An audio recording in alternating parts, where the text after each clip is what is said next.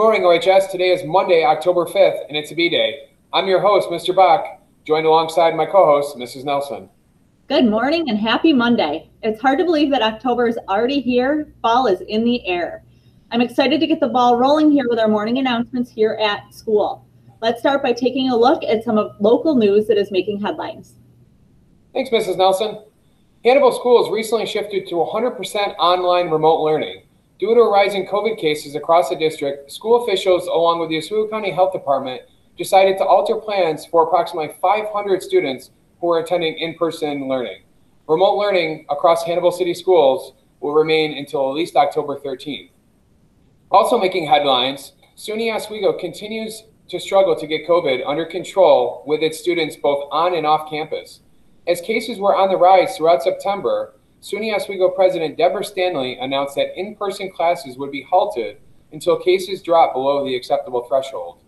Recently, the statewide SUNY system announced a new policy changing on all campuses, which included wearing a face covering, social distancing when required, prohibiting hosting and attending on and off campus gatherings of any size, and failure to comply with contact tracing.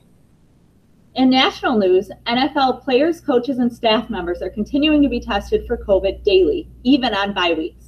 Players can face severe fines of up to $50,000 for missing a scheduled first test and a one-game suspension for missing a second test. Out west, the fires in California continue to ravage through the state. Two of the largest fires have been contained by firefighters and other personnel, though the heat and wind producing dry conditions are not helping to suppress the fires. Wow, geez, that's some really sad news, especially out west. We have some family out there, and they haven't been affected personally, but it's really been pretty close to them. So, it's just been a really tough wildfire season for them. It's really tragic. Hopefully they can catch a break soon. Let's move on to some more positive news. We have some new teachers here at OHS who have joined us this year for what has started to be an unconventional school year. One of these new teachers is one of my former students, Kaylee Baldwin. We recently met up with her to learn a little bit more about this OHS alum. Let's take a look. So my name is Kaylee Baldwin, and I started teaching FOA, which is Fundamentals of Algebra and Geometry. This is my first year, of course, at OHS, and I'm coming from ESM, so it's only my second year teaching, but I'm really happy to be here. I am OHS alumni, so I was really happy to come back and be part of the community again. The shorter drive is just an extra plus.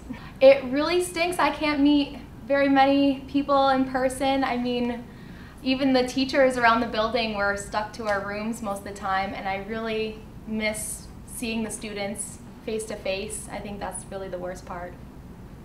So I have a dog. His name is Cooper. He is basically my entire world.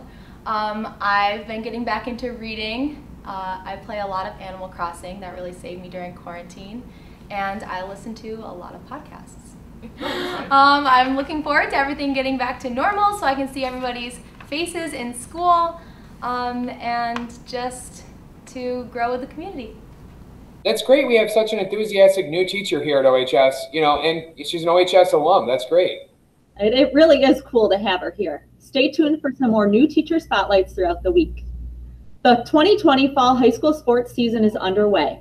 Tomorrow, boys soccer travels to Central Square for the first game of the season, while girls soccer hosts Central Square right here at OHS at 6 p.m.